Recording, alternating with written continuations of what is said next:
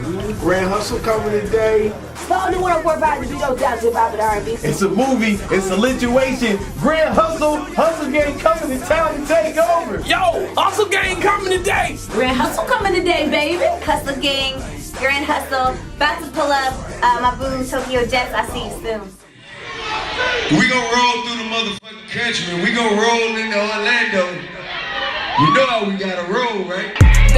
Done playing, yeah, I'm back round, and I don't need a bitch to back me up. What's up? It's Off the Beat, DJ MK, Brittany and Elyse here with Tokyo Jetz. What's up? What's up, boo? So real quick, so I want to say, I first got hip to you South by Southwest. You pretty much just took over the whole situation, just killed Shut it down. Definitely that's when I got hip to you, but you are from Florida, you're from Jacksonville. Of course. And now you just recently said that you moved to Atlanta. Yeah, I just moved to Atlanta. Okay, cool. So how much has your day-to-day life changed moving from Jacksonville to Atlanta? I don't know how to get around Atlanta at all. Marta. No, like I use my GPS to go everywhere. Whereas in Jacksonville I'm just cruising. Like I know these roads. Right. But I haven't actually had time to be in Atlanta and experience Atlanta yet. Whereas I know Jacksonville, like I lived there all my life. So give me like another month and maybe I have a little bit more experience. So just in general, from just leaving Jacksonville, like period. Because I mean, I've seen your tour roster. You've been on the road since basically South by Southwest, right? Definitely. Okay. So before leaving Jacksonville, I was still doing my own thing. Like I booked my own shows outside of the Grand Hustle tour. But as of right now, like I haven't done a day without doing the show. I probably, from the time the tour started, I probably had like 2 off days, and that was just to get my hair done. But it's been like nonstop work. So I'm like real appreciative of the situation because I always tell myself I could be waking up to go like clock into a job that I hate. Right. So I'm doing something that I love, so I'm appreciative of the whole situation. You're like, I'll take the 24/7 over the 9 to 5. Yes. All day. Now, you were a poet first, and then you translated that into freestyling. Listen, we do our research over at Word Crash. And you know what? I'm a poet at heart. I just never utilized it. I was never comfortable enough to like get on stage or like express it or share it with everybody. But I share it amongst friends and things like that because sometimes when you're writing poetry, it's like a lot of personal things that sometimes you're not willing to share right away with everybody. Definitely. So did you always know that you were going to translate that to music or? No, I just always wanted to be a writer. Like I wanted to be a journalist when I was in high school. That's what I wanted to do. And I'm kind of doing it. On all the yearbook committees, I did like all the newspapers at my school, but I always wanted to be a journalist. And the person that's my manager now, Josh, he knew I could write poetry, and he was like, I think we should try to put it on the beat. And I was just doing it because I could at first, but now I actually enjoy doing it. It's fun now. I like that. Like to play off of that, so it's like when I've listened to your freestyles, like the way that you write, like you write tough, but it's like you still come from like a feminine side of it. Yeah. Have you ever thought of like incorporating like your poetry into like your like future music or like performances and stuff? Because like you perform tough. So I'm like, I wonder like if she has this like soft side where she would spit poetry just to say that that's something incorporated in her music. Yeah, I feel like everything that I do has to like come at a certain time though. Like I want to create a fan base and I want people to respect me for, one thing at a time, and then I want to succeed at that, and then I want to be able to come in and do something else. I don't want to just throw a million things at. So it's like one goal at a time instead of trying to get 5 different goals. Look at me and be like, what is she doing at this point? Like I don't want you to feel like I don't know what I'm doing. Just because I'm trying to throw so many things at you. You're like, I'm trying to try this even though I haven't like all the way mastered what I'm doing right now. I feel you. I like that. I'm very similar to that. Now, you're very active on social media, and one of the things that I like about your Twitter page, because I'm not really good at Twitter, but what I like about your Twitter page is that you run stories, but I will sit there and read them all. I'll read everything. I'm like, dang, and then you put in these GIFs with it that translate right to what you're saying in each post. I had a horrible childhood. Listen, but I can relate to certain ways you say things. I'll be like, oh, my mom used to say that to me, or so-and-so used to say that. So, like, it's definitely relatable to your audience or people that are following you by doing that. So I guess my question is, you started to DM T.I. and DM some of your freestyles and things like that. And then he finally actually like responded and brought you into the fold. What was it that you thought he seen in you that he wanted to bring you in? I think it was more so like the influence that I have on the people that I perform in front of. Like, before I got in the Grand Hustle situation, and even now, if I was to walk into a room full of kids, they all know me, they all scream, they all go crazy. And when I first started going on the road, I have a cameraman. I made him record everything, like every show, every pep rally we ever did, and I started to put it on the internet. And I started to get attention from Tip. I got attention from Ross. I got attention from Jermaine Dupri. Like, all these people that you know and respect in the industry. And out of all these people, this is one person I was like, you gotta give me something. We gotta work. This gonna work out. I wasn't expecting to get signed in the situation. I just wanted to be mentor. I wanted him to help me. And it turned into more than what I was expecting. Because at the time, I didn't really want to do music, but I was like, maybe I should, because I was getting so much attention from it. But I feel like it was just my influence that I have on so many people. And I feel like vibes attract also. And I know I'm a dope person. So I knew if I ever got the chance to be in the same room as him, it was going to be like greatness. Right. And it just exploded from there. What has been some, like, advice, or, because I mean, like, T.I. is like, I mean, he's up there, he's a legend. Like, what's something that he has, like, said to you, giving you advice that you've, like, really, that hit you and that you've used to? Basically to always be myself. Grow, yeah. Yeah, I feel like with females in the music industry, people expect certain stuff from you. And I feel like I'm the opposite of what you expect.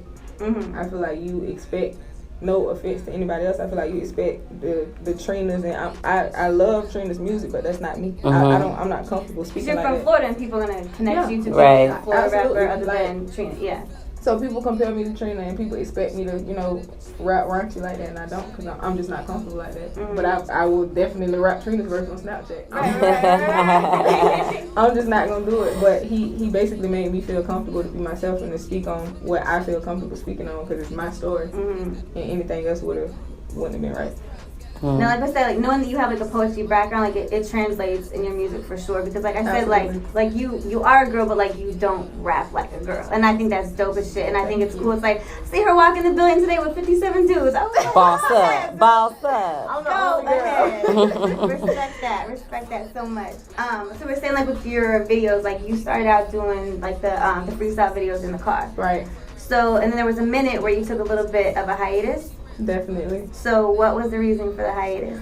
I didn't like doing music. I was doing it because everybody told me I was good at it. And I feel like when stuff happens, it's meant to happen. I was like working a regular job. I was living a regular life. I posted the DM freestyle. After I took the hiatus, I posted the DM freestyle and it went viral. But that was a joke. Like, it was a true story. Like, you legit did that for, like, fun? Yeah, it was a joke. I did it to make fun of somebody, but it turned into greater things, so thank her. But it was like it was a situation I was in. I was talking to a dude, and he had a girlfriend, and I didn't know. He told me he didn't have a girlfriend, and she, like, wrote me on But she was Instagram. down in your DM. No, look, I know it. She wrote me on Instagram, so I'm like, you need to address it. Right. It was a joke, and it turned into greatness. But I took a break because I felt like that wasn't for me. Like, I was working a technical support job. I wanted to do technical support. It sounds so weird right now. She's like, I'm trying to get this guaranteed check. This right. Yeah. But that 9 to 5. Everybody goes through it. It was meant to happen the way that it happened. And if it didn't happen that way, I wouldn't be in the situation that I'm in right now. So was there one, like, pinnacle moment where you're like, I'm ready to really do this? I feel like after I dropped DM and it went viral, that was like God telling me this was keep going, right? And after I did that, I continued to drop the freestyles. I got booked for a show right after DM went viral, and then when Tip reached out to me, he needed me to come to Atlanta, but I had missed so many days of work from the shows that I was getting booked for that if I went to Atlanta, I had to quit my job. So it was like, I go and see if this is gonna go through for me, and I have no guarantee anything at this point, or I stay here with my job and I miss this opportunity, and I chose to go.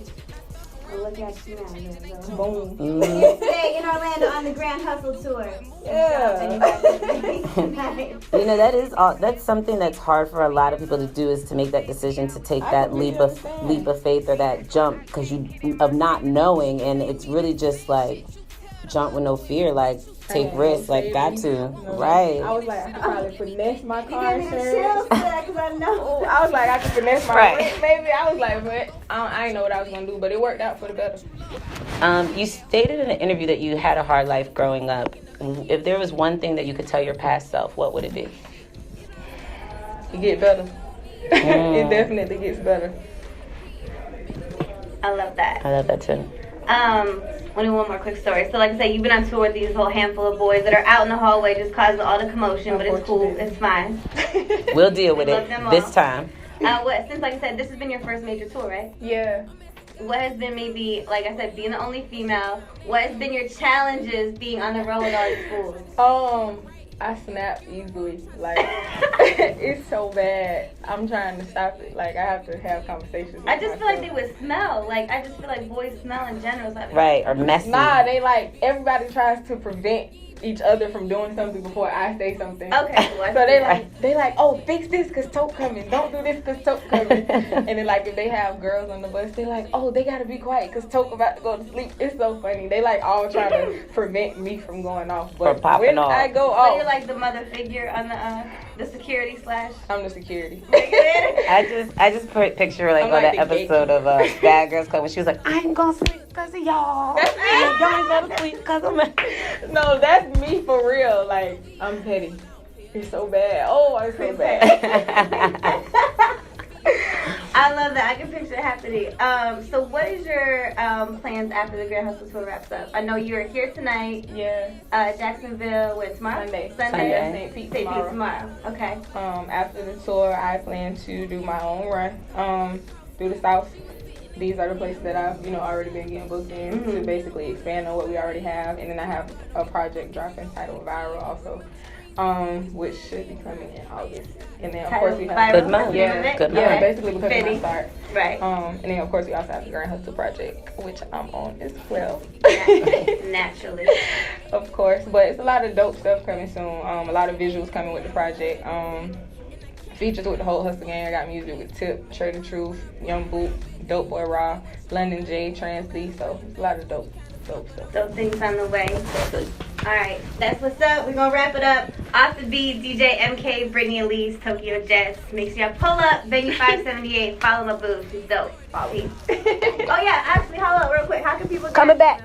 Social media? Come on back. Come on back. You don't already follow her. Yeah, you don't follow me. On Instagram, it's Tokyo Jetz, TOKYOJETZ. My Twitter is Real Tokyo Jetz. That's where you're going to get the real me, the stories, all that. Real Tokyo Jetz. My Snapchat is Tokyo Jetz, TOKYOJETZ. Facebook is the same. Still don't know why pistols on me. As I'm praying to the Lord, I don't wanna leave. Do what they wanted and they both ran off. Nose ass neighbors ain't attempt to come out. And I'm crying cause it's so fucked up. But compared to my life shit, they ain't took much in.